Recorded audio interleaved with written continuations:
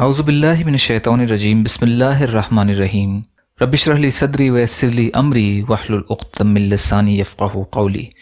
جب دنیا ریزہ ریزہ ہو جائے گی، قیامت کی چھوٹی اور بڑی نشانیوں کے بارے میں، علامات کبریٰ، قیامت کی بڑی نشانیاں، زمین کا دھس جانا، دوسرا حصہ۔ ایسی احادیث جن میں دھسنے کے واقعات کا ذکر ہے جو گناہوں کی سزا کے طور پر ہوں گے۔ حضرت ابو امامہ رضی اللہ تعالی عنہ سے روایت ہے کہ رسول اللہ صلی اللہ علیہ وسلم نے فرمایا، میری امت کے کچھ لوگ کھانے پینے اور لہو اور لب میں رات گزاریں گے، جب صبح ہوگی تو سب کے سب خنزیر بن چکے ہوں گے۔ اس امت کے بعض قبائل کو ان کے گھروں سمیت زمین میں دھسا دیا جائے گا۔ جب صبح ہوگی تو لوگ کہیں گے کہ آج رات بنو فلاں کو زمین میں دھسا دیا گیا ہے، آج رات فلاں قبیلے کے گھروں کو زمین میں دھسا دیا گیا ہے۔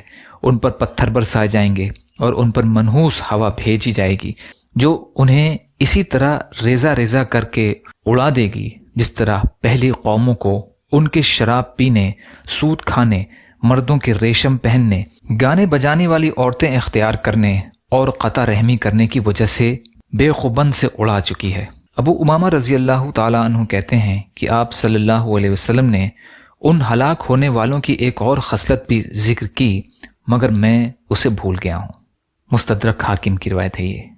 حضرت عبداللہ بن عمر رضی اللہ تعالیٰ عنہ سے روایت ہے کہ نبی کریم صلی اللہ علیہ وسلم نے فرمایا، میری امت میں خسف و مسق اور پتھروں کی بارش ہوگی۔ اخرج الحاکم کی روایت ہے یہ۔ حضرت عبداللہ بن عمر رضی اللہ تعالیٰ عنہ سے روایت ہے کہ رسول اللہ صلی اللہ علیہ وسلم نے فرمایا، ایک شخص تکبرانہ انداز میں اپنی چادر زمین پر گھسیٹتے ہوئے چل رہا تھا، اسے زمین میں دھسا دیا گیا اور وہ اس میں قیامت تک دھستا ہی چلا جائے گا۔ صحیح بخاری کی روایت ہے یہ۔ یتجلجل کے معنی ہیں آواز کے ساتھ حرکت کرنا۔ حضرت انس رضی اللہ تعالیٰ عنہ سے روایت ہے کہ رسول اللہ صلی اللہ علیہ وسلم نے ایک مرتبہ ان سے فرمایا، اے انس، لوگ مختلف شہروں میں رہائش اختیار کریں گے، ان میں سے ایک شہر کا نام بصرہ یا بصیرہ ہے۔ اگر تمہارا وہاں گزر ہو یا اس میں داخل ہونے کا اتفاق ہو تو اس کی شوریلی زمینوں سے، اس کے زرعی پیداوار سے، اس کے بازاروں سے اور اس کے عمرہ کے دروازوں سے بچ کر رہنا۔ تم اس کے نواحی علاقوں تک ہی رہنا، کیونکہ اس شہر والوں کو زمین میں دھسا دیا جائے گا، ان پر پتھروں کی بارش ہوگی اور وہاں زلزلے آئیں گے۔ کچھ لوگ وہاں رات گزاریں گے مگر صبح ہونے سے قبل بندر اور خنزیر بن جائیں گے۔ سنن ابو داؤد کی روایت ہے یہ۔ نبی کریم صلی اللہ علیہ وسلم نے اس حدیث میں خبر دی ہے کہ لوگ مختلف شہروں میں جا کر رہیں گے، ان میں سے ایک بصرہ نامی شہر بھی ہوگا۔ آپ صلی اللہ علیہ وسلم نے حضرت انس رضی اللہ تعالیٰ عنہ کو خبردار کیا کہ وہ اس شہر کی شوریلی زمین سے بچ کر رہیں، وہ اس کی نباتات سے اور اس کی بازاروں سے بھی بچ کر رہیں جہاں لوگ جمع ہوتے ہیں اور خرید و فروخت کرتے ہیں۔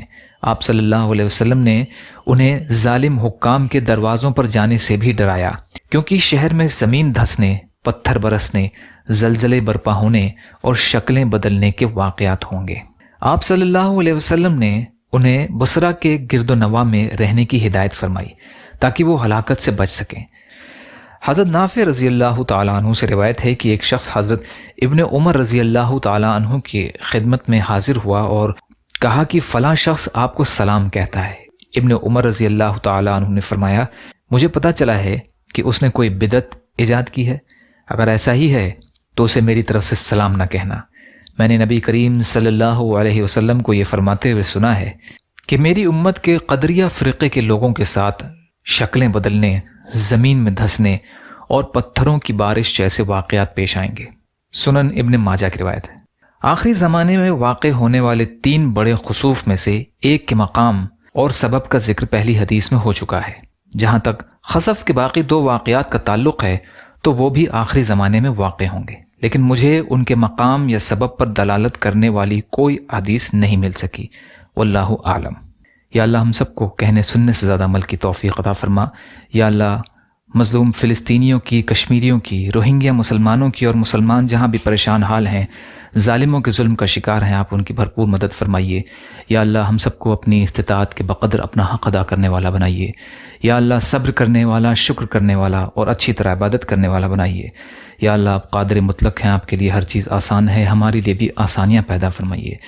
یا اللہ ہم فکر و غم سے آپ کی پناہ لیتے ہیں، اور بے بسی اور سستی سے پناہ لیتے ہیں، اور کنجوسی اور بزدلی سے پناہ لیتے ہیں، اور قرض کے بوجھ میں دبنے سے اور لوگوں کے ہمارے اوپر دباؤ سے آپ کی پناہ لیتے ہیں۔ یا اللہ آپ جو بھی فیصلہ ہمارے لیے فرمائیے اس کا انجام بہتر فرما دیجیے۔ ربنا تقبل منا انک انت السمیع العلیم برحمتک یا ارحم الراحمین۔ لا الہ الا اللہ محمد رسول اللہ۔ السلام علیکم ورحمۃ اللہ وبرکاتہ۔